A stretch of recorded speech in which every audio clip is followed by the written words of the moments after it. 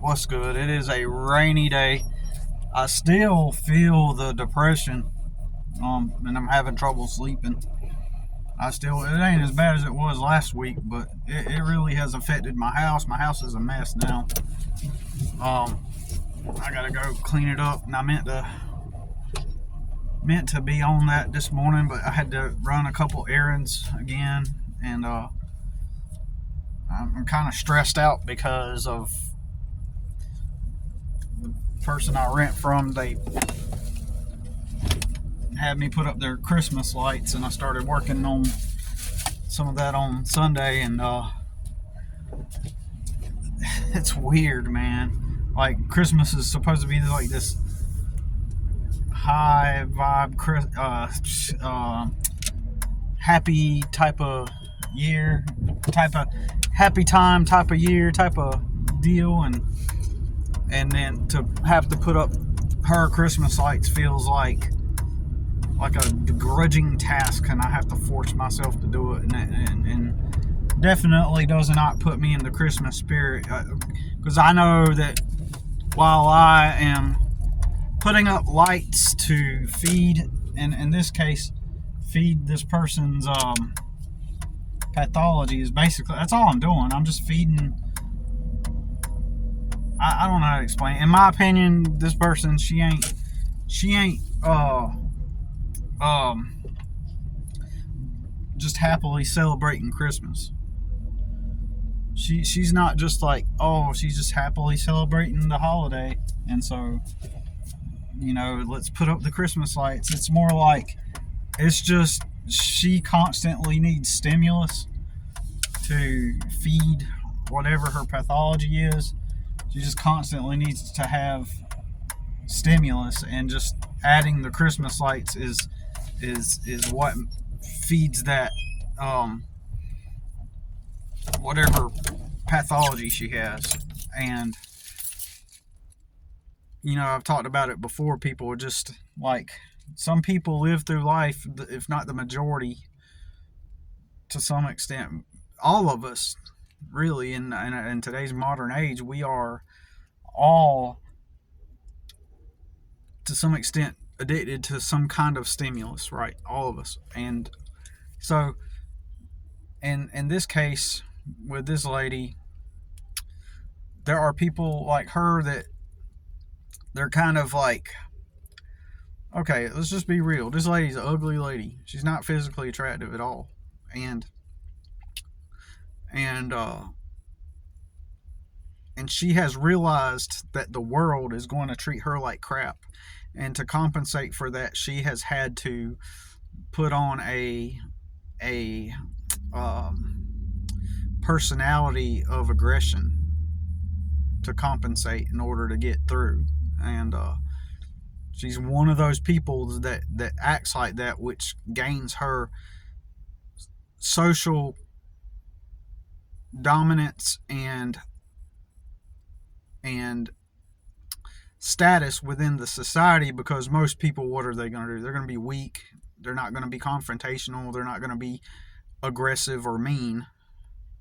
And so what happens occasionally, some people, find this, I don't want to call it a loophole, but they find a groove once they realize that people are submissive and weak and passive, and they realize they can be mean and navigate through reality that way, that most people are just going to bow down and submit, especially if they're employees at a job, especially in a job setting, because we've been taught that the job is this authority that gives you this position at the place of business that exists there.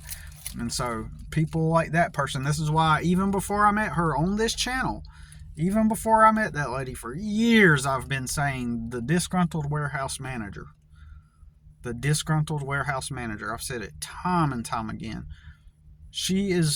I've said in the past that she is like the final boss of the disgruntled warehouse managers. Right? She seems to be bipolar. I'm not saying she seems to be bipolar in the sense that she's been diagnosed with bipolar, but she has an obnoxious way of being, like just an obnoxious you know, and she, since she has realized she can take that personality and gain dominion and access. But you also got to realize too that she lived relatively privileged also. So she already had a large leg up in society and lived with her parents. Her dad was military, so she went into the military and was part of the military, and so um and so she already has the word on the street is she's been fired from several jobs for just because of being the way she is. Isn't it kind of weird, from a reality perspective, the way we talk around here? We say from a reality perspective, what are the odds that I frequently talk about that dynamic and the disgruntled warehouse manager, and I 10 years ago, started working for myself in order to be self-employed and have some sense of actual freedom as opposed to being a wage slave. Isn't it strange that that's the very thing that I built my life, because I did not like having to interact or deal with these disgruntled managers. And I bring up the disgruntled warehouse manager as a one of the best examples. And then, out of all circumstances and situations on earth, in my reality, like when it came time that I had to make a decision to take care of my son and do what's best for him, I end up residing on the property, sort of like stuck doing business for the time being with the final boss of the disgruntled warehouse managers. Literally, the whole reason why I quit working for other people. And now I'm stuck in a dynamic where for right now, I'm kind of forced to to have to deal with that dynamic in currently. And so it will be over in a short time. When she moves soon, probably within the next few months or less. She predicted her dog would die in December, and she's gonna give me 30 days after her dog dies. So it will be over to some extent, unless, which I will try to make it a peaceful transition. I'll play dumb and ignorant and pretend like I'm just a stupid fuck and let her believe what she wants to believe. Like, I've come to discover and realize, and that people in that dynamic and in this situation, when I'm dealing with people and people in my life that are toxic like that, if they have power, like money, power, and means to exert power over you, they will. And people like that are highly triggered, especially if you call them out or you cause them to actually self-reflect. They get highly triggered, and many of them, if not most of them, at that point, when you trigger them and make them self-reflect by triggering them, by making them self-actualize and self-reflect, they can't stand to see themselves. And so those kinds of things will trigger revenge from them. And when they want revenge, they need what they're trying to do is they're trying to harm you, because you're the source of what caused them to have to self-reflect and see who they really are, right? And then if you are in a weak position like me, I'm in a weak position. I'm not a weak person, but I am in a weak position. My experience has been, when I've been in weak positions and you cause people to self-reflect, they come after you, right?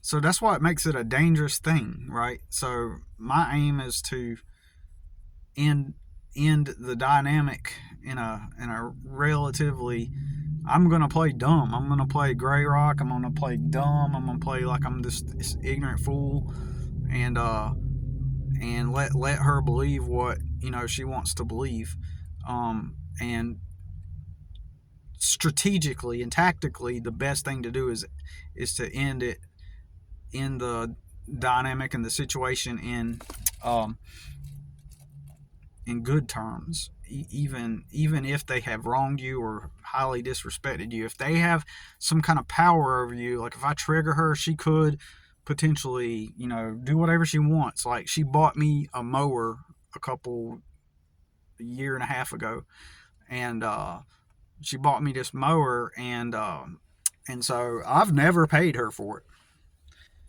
and and so but I use it on her property, and frankly, and given everything that's happened, I really don't care about paying her for it. In fact, when I leave, I'll just leave it there. You know what I mean?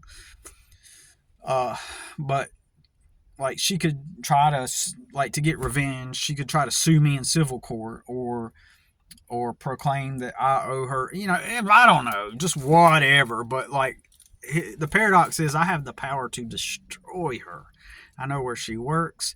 I could make social media posts in a legal way that just destroys her reputation, where I don't even have to, it won't even cause me to get sued for defamation or libel. It won't, because I know how to use the right words to prevent that, and frankly, I'd just be telling the truth anyway, right? So it's not like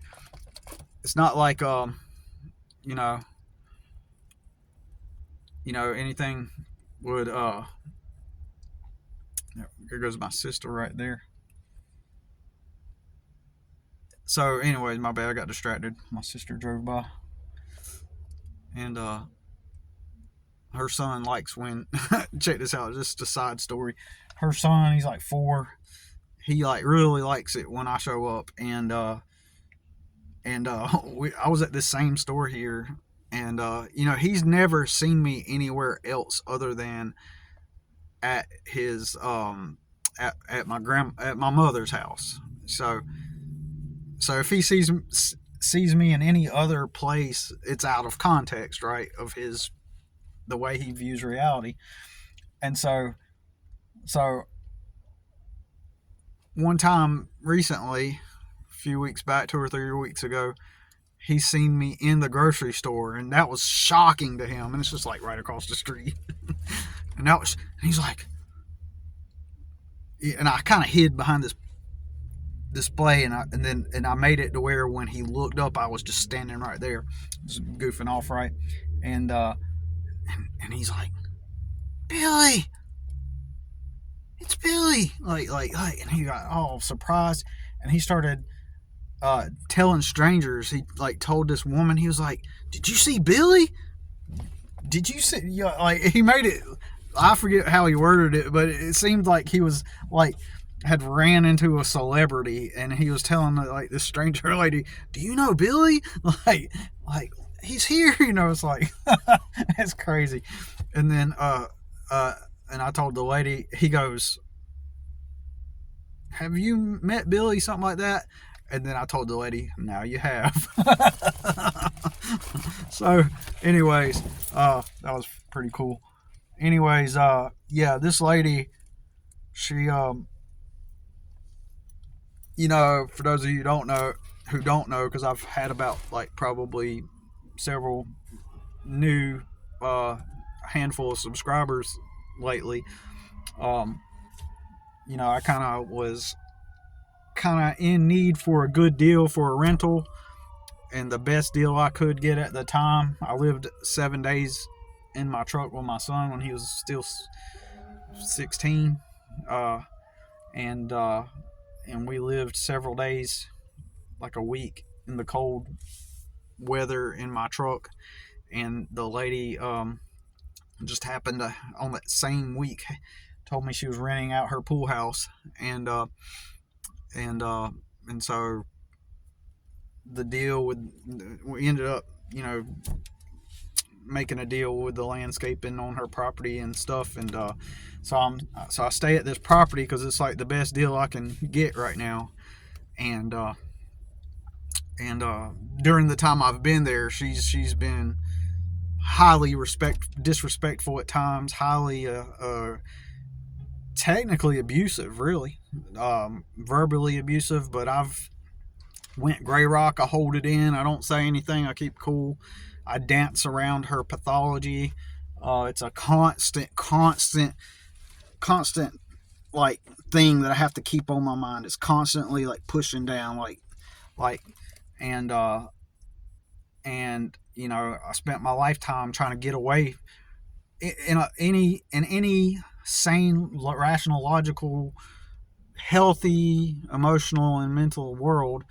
No one in their right mind would choose to go stay there and interact or have dealings with that lady. However, it's just an economic problem I have, and since you know I work for myself, and none of the positions at these companies have any kind of salary they're willing to pay me so that I can advance in my life. So the only way and the best way right now is to work for myself, because you know, and in this unique dynamic living situation where you know I get to, you know, I treat her property like she was one of my customers initially, and I treat her, you know, as I treat her property as just like it's one of my other customers too, right? So you know, and I go to each customer and do my thing, but I'm still kind of like financially, you know, economically not in a place where I can exit yet. And so, you know, I make just enough for just the bare basics and, you know, needs as I go along, you know, while trying to be a single dad, you know, to my son who recently just got finished with school. He went and got a GED, and he didn't like school. And so got that done. And but so I don't know how I got off on that tangent now. I'm kind of sidetracked, to be honest with you. And so, like, the situation is that I'm trying to. Yes, I was going to say a moment ago. I have not been, since my son turned 18. One of the reasons why I haven't been hasty about leaving, initially my strategy was to be already out by now since he's 18. And a couple reasons why I have not been so hasty to do so is because Trump enacted some kind of law or something, or wrote some kind of bill where, you know, like the law enforcement, if they deem you on a whim, I guess, if you are, you know, if they see you homeless and they think that you're mentally ill, or just based on their opinion, a 95 IQ cop who just thinks that, well, he's kind of something's wrong with him. You know, I've been an eccentric type all of my life. I'm the type of person that, you know, I'm going to be real.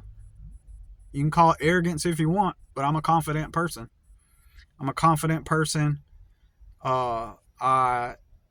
You know, I've got talents, and I've got good energy. I've got talents. I'm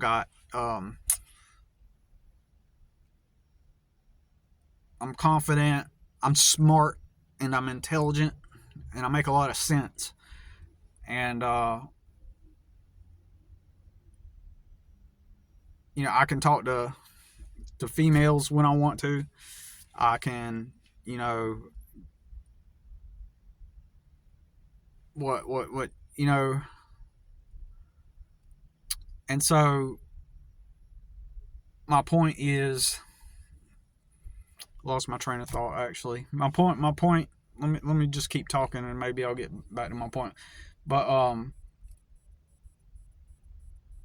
all of my life I've experienced people doing one of two things, mostly social ostracization. Mostly people like ostracizing me, like cutting me off, or mostly slow fading me out of social groups and social networks and stuff. Um, you can call me arrogant, but I do feel that people will get jealous over that because I'm not trying to put on a mask to society. I'm being real. I don't have to light up a cigarette on camera and be like, kids, don't smoke, and then light up a cigarette, but I'm going to go ahead and smoke. You know, I'm trying to quit, but kids, don't smoke. Now, like, there's this dude, y'all may or may not know, he went viral recently, and he's just recently got 25,000 subscribers after lighting a cigarette on video and telling kids not to smoke, but he's got to get it. He's got to do it just to get through the video. And then everybody interpreted that as, oh man, he's so real. He's so authentic and real. And so people emotionally reacting. Then they sent him thousands of dollars. And he proclaimed on his video that he spent 9 months living with his mom, not working, smoking weed, playing video games, smoking cigarettes, and doing nothing with his life. But he's decided that he's gonna stop smoking and get a job. And then because of that, and he lit up that cigarette, everybody goes, boom, blows him up, sends him literally at least probably more than $3,300. And, you know, they interpret, there are things in society, there are little mechanisms, little pictures, mental pictures and concepts that when they are implemented, people by default consider those things real and authentic. There's something in our psychology and in modern society when we see certain visuals and certain behavioral displays, they trigger certain feelings inside of people, and it makes them think that you're real, and that you know, even if you're not, even if you just admitted that you don't do anything with your life, right? It is a bizarre behavioral phenomenon, you know. But so I've been somewhat of a oddball. I've been poor, and I think that people see the threat that I present. So I believe that they see a threat in reality, because I'm supposed to be poor. I'm supposed to maintain my socioeconomic status and be poor, and shut my pie hole and don't try to act like I'm better than everybody else. You know, that's the energy that. So if people just socially ostracize me, then when I do experience hardship and bad luck, then they can, because we all need community to survive and thrive until we're self-reliant completely. But even then, we work. It's the community we have that enables us to advance, right? And so I think people are at times jealous or threatened, meaning like if me as the poor guy that I've always been known for suddenly gets, you know, some kind of social status or some kind of financial gain, then when I say it poses a threat, I'm saying that, you know, people feel threatened that I might do better than them. And so that's another reason why they socially ostracize, because if they just merely socially ostracize, it kind of keeps them in a safe space. They don't have to be able, they don't have, I can't come back at them and say, well, you know, you have did this to me or that to me. And then so when I experience the hardship as a result of being cut off from everybody, then they can see, well, look what you're doing wrong. You must be doing wrong. Oh, you know, blah, blah, blah. They can, you know, say, oh, it's all your fault.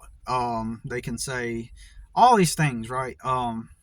And you know, so not many people are going to comprehend. In fact, a lot of people will hear what I'm talking about now and be like, shoot, you got to do it all on your own, and you're just making excuses and blah, blah, blah.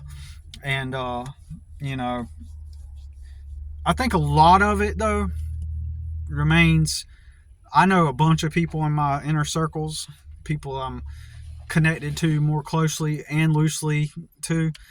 They've made some stupid mistakes. Some of them are in bad relationships still because they're codependent. Some of them are in, they just don't do anything or right, but they're better off economically. Like, they're fucked up in all the other ways. And I'm constantly all talking about like inner relational dynamics between humans, and I'm pointing out all the stupidity of society and stuff. And at some level, they know it's true. And if I were to rise above, and get to a higher socioeconomic level, they feel threatened by that. Like, so it's sort of like this unspoken, like, you make us feel better about ourselves, that, and because I say things that are true. I know people in relationships where their their special other, has cheated on them, but they remained in the relationship, and they probably feel stupid about that, and they don't leave that relationship, and but they're doing better financially than me, and so they're constantly in a state of self-preservation to maintain their image and identity, and they can tell that I don't give a fuck about my identity and how people perceive me, and that's the threat I'm talking about. I guess that's what I'm trying to say mostly, and I have exhibited my talents and skills, and that feels like a threat to them. I am self-taught Spanish. Yo puedo hablar en español.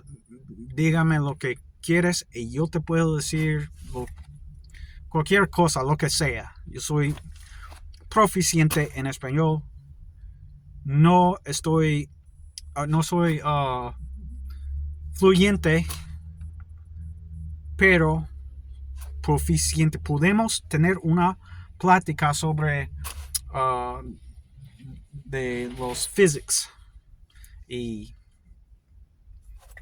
yo puedo viajar solo en México. Yo puedo navegar, ¿no?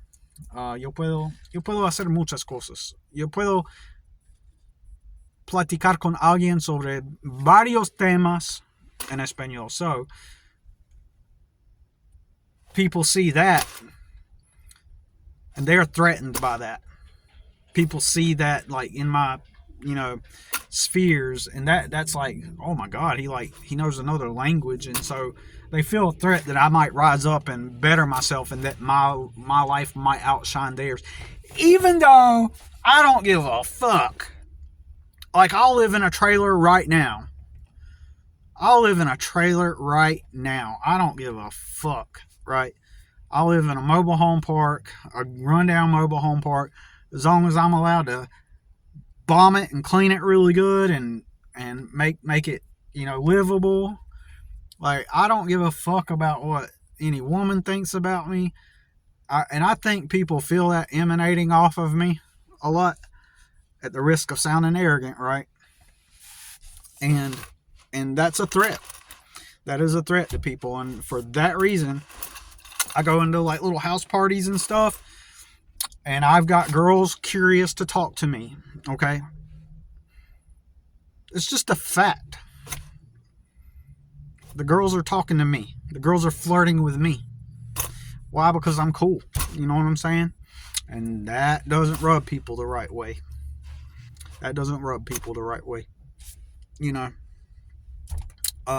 So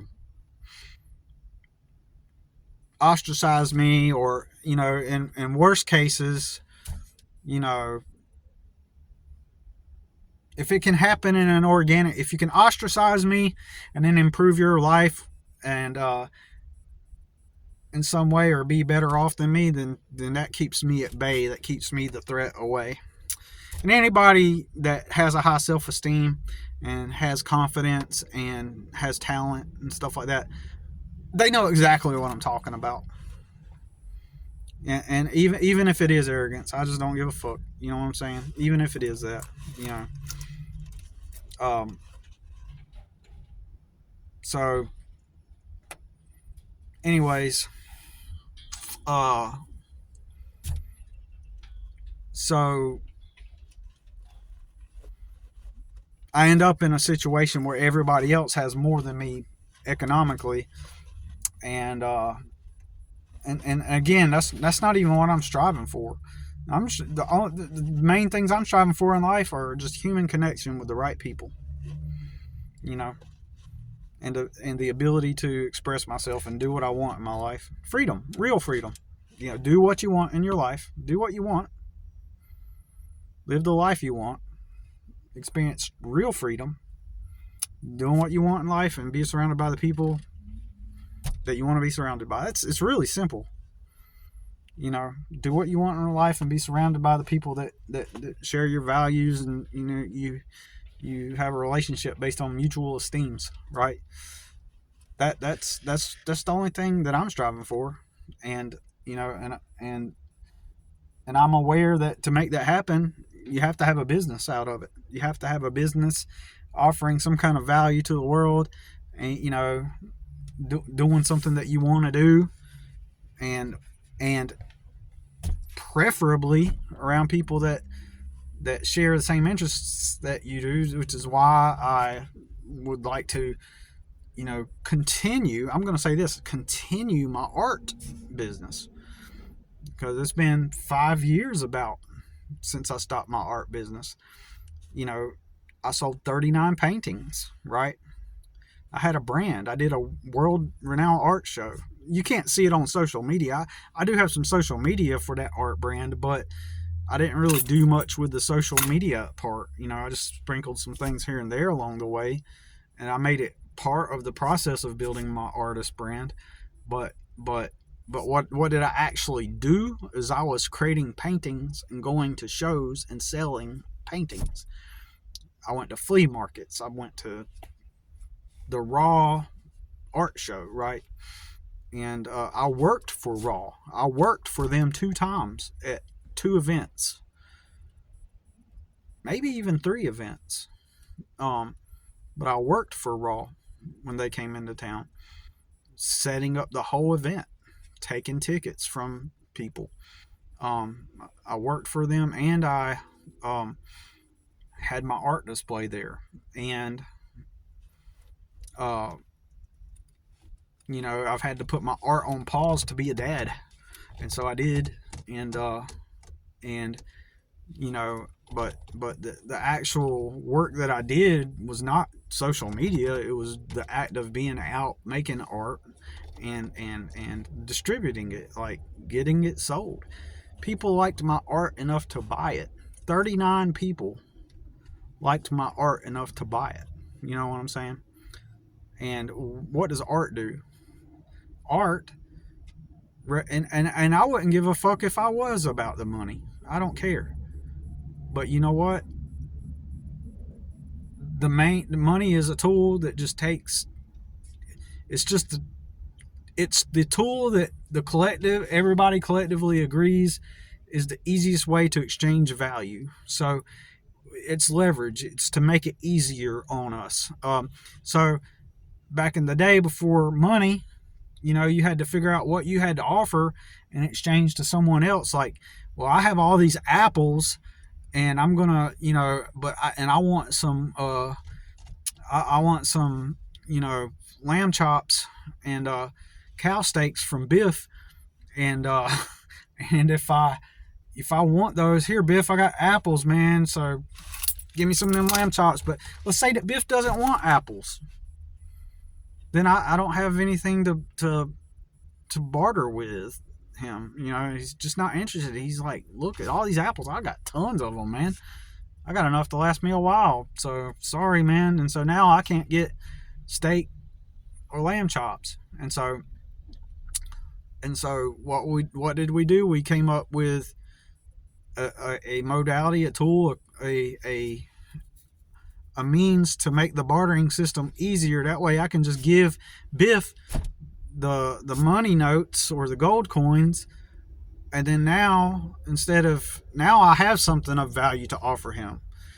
Since I can't give him apples, but if I got these coins or these paper notes, Biff can be content with that because he's already got his apples covered. So now he could take that money that I've given him, and now he can go get his new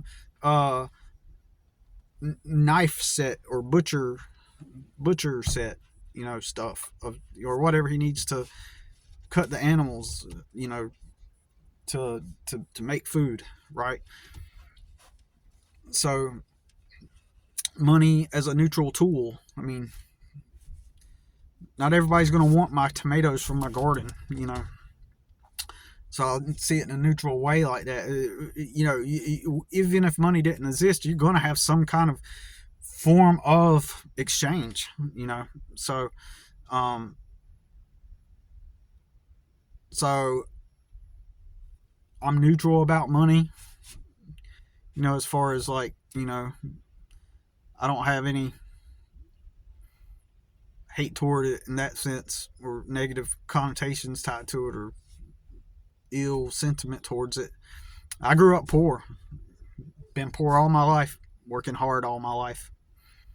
So the stuff I've been through, not just being poor and living in a cold truck, but the side effects of not having a proper amount of money, just the other side effects, like the lack of connections that you can have, the lack of leverage that you can have, can't even have a place to go home to, lack of having enough of that resource.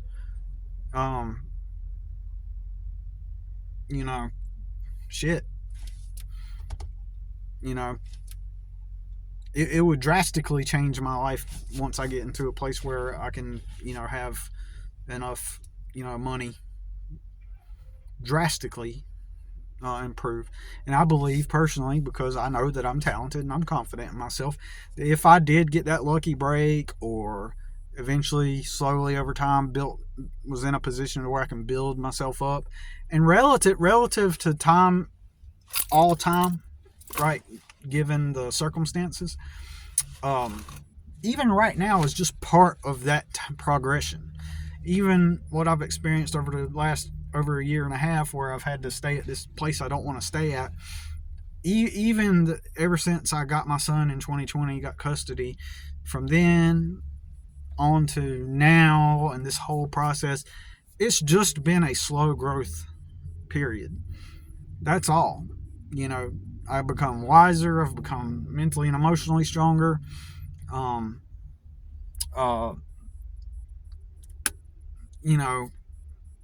There are times when it dips below, when things get worse. Externally, there are times when it has gotten worse. There's times that it may still get worse, and then it may still get good. It's just, even this whole progression in time has just been a whole, progression of, with what I have and the resources and the connections I do have, it's just the natural progression of what's going to happen, so as I build up, eventually I'll get to a place where I do have some basic stability, right? Once I do get to that place, and like I said, this is part of that process. I haven't failed. I haven't screwed up. I'm just going along, and this is part of the downward part. And once I get to a relative place where I'm doing basically okay, then I will end up doing more things, better things, and get to a point to where naturally, as a byproduct, my talents are going to become known. They're going to be on display. Just a natural byproduct of me pursuing the things I want. Some of that stuff will appear material. Some of that stuff will appear like it'll be a drastic, on the optics of it, it will be a drastic change. once I'm at that place, on the optics of it. And then some people, here's the way they're going to perceive it. They're going to be like, man, Billy, man, good to see, man, you're doing a whole lot better. Like, you must have, or they're going to think this, must have finally decided to take life by the balls, and must have finally decided to pull yourself up by your bootstraps. Must have finally made some good decisions, Billy. Must have finally, come to your senses, Billy. Must have finally blah, blah, blah, this and that. Or you got lucky. You must have gotten really lucky. Oh, did you come into some money? Did blah, blah, blah. And hey, who knows? I may come into some money. I may get lucky, Did you come into some money? Did you come into some good luck? Did you meet somebody? Did you, what, you got a girlfriend now? You got a sugar mama now? Or all these things, people are going to start attribute it to all these, things, right? And that's what's going to happen. But getting back to the money thing, I am going to,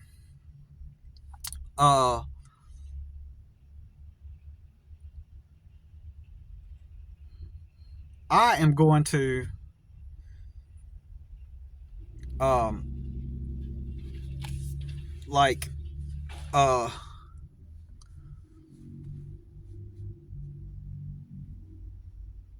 I got distracted just now, I ain't gonna lie. But anyways, oh yeah, by pursuing the thing that I want, by pursuing the thing that you want, by pursuing art, making a business out of it, it opens the doorways to meet other creative people that are into art as well. It opens up to people that appreciate art, that are into certain types of art, that are into certain types of lifestyles. By pursuing the thing that I'm into, opens the door for that. If I open the door, if I pursue the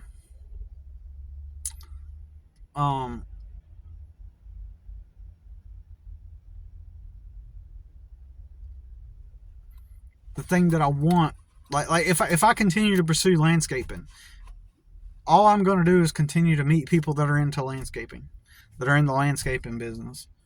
And I haven't even done that really over these years. I haven't had a chance to even network with people in my area. I always exchange numbers every time I see a landscaper or a small, just one guy type of business, or even other businesses. I say, hey, if there's any work that you don't want to do, and it's just not what you want to do, or whatever, it's a job that you want to pass up, just let me know. Here's my number. And I don't have business cards anymore. I used to, but at least I say, hey, take down my number, save my number into your phone, and if any jobs come up that you don't want to do, like I'll hand them to, like I'll take, maybe I could take a look at them and see if I want to get those jobs. So far, that's the only networking I've done, and I've never gotten a job that way by doing so. But I don't want to talk about landscaping. I don't want to talk about doing that. That's what I do, but it's not my passion. It's not what I'm interested in. Just do it because it's what I know. And so, anyways, it's not bringing me closer to people that I have things in common with. I'm not mainstream. I don't follow the mainstream at all. I don't watch football. I don't like the majority, not probably 90% of the mainstream music bands. I'm not into. So anyways, this will help me find the right type of people to, connect with. And so the current collective agreed upon value exchange is money. So, trying to find people that might be interested in those things along the way, and it will build networks and connections. Like I might meet another artist that says, hey, I know about this art show that goes on in this city. You know, it's pretty decent. I make a good amount of sales there, and then I can, and then I say, oh, cool, I appreciate that, and then I end up going to that art show and that, you know, selling there and stuff, and um, so, anyways, that's the whole point of pursuing what you want, so that now you're not stuck around people all of the time anyway that you don't have anything in common with, right? You know, or that you can't talk to, or that you don't share the same intellectual level uh, or level of perception, or you know, share a mutual, you know, perception of reality and how things work, right? You know, um, so anyways, um, but yeah, the the lady or the dude, or I was gonna mention this, and I meant to tie this into my other videos that I made just yesterday or in the day before about, you know, people who one of the things that I did not include, which is one of the main things I wanted to. Let me try to remember it right, because I keep forgetting every time I made those videos. One of the main things I wanted to point out is that the about my famous relative, and how he gets to hide behind. And this is kind of off topic, but I wanted to bring it up. I may make a separate video, but he fears social rejection, right? Um, Maybe we are going off topic, but bear with me. He fears the social rejection from people. He wants to fit in, but he's never been willing to step outside of, you know, how he is, you know, and take risks, real risks, and he cares about what people think, and he's trying to hide behind a persona and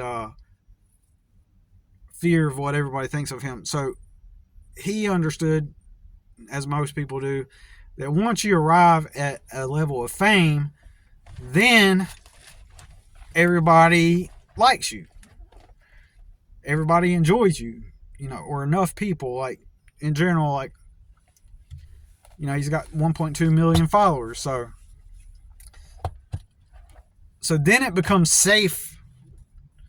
Then it becomes safe to exert your perceived confidence, and that's why he could put on a fake air of confidence, because he gets to hide behind the fame. So now you get to tell everybody I'm famous, and so now you get to hide behind the shame. You get to hide the shame by saying, "Oh yeah, I'm famous."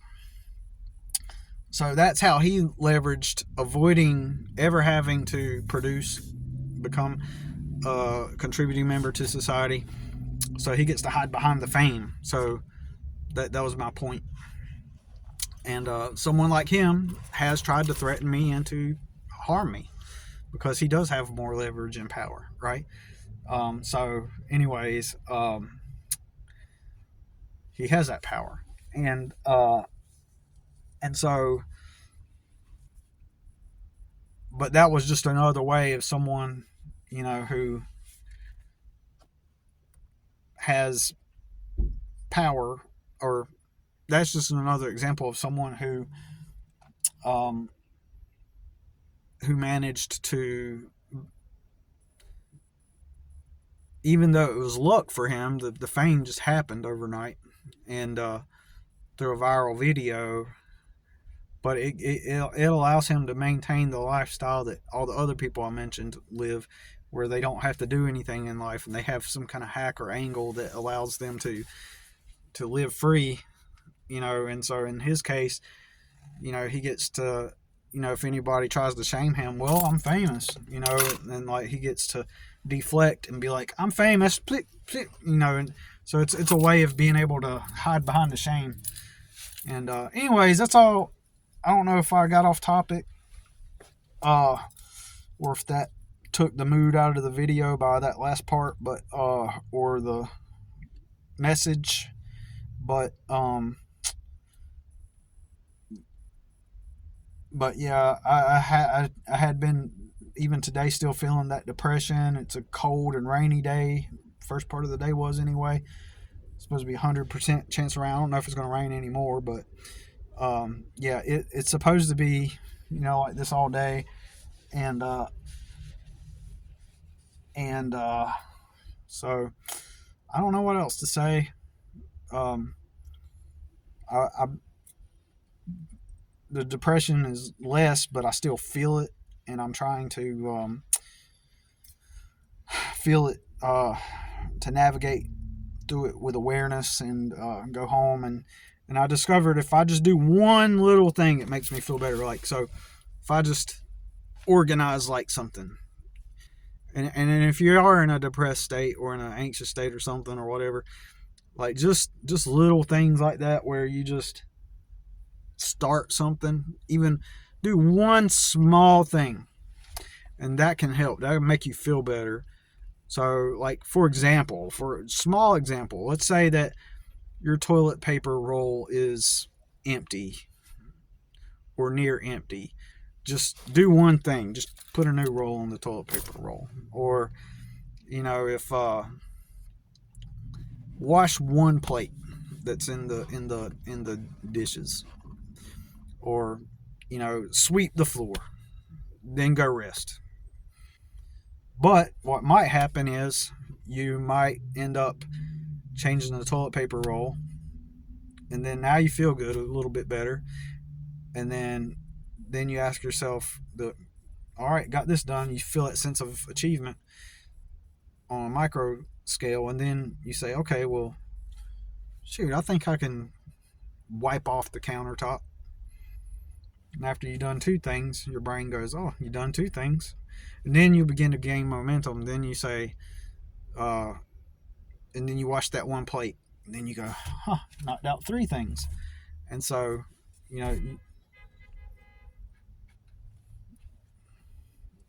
there's my sister again. She does like Grubhub, Instacart shops for people's groceries. I think she does the Grubhub or DoorDash too, but let's see if my nephew gets out.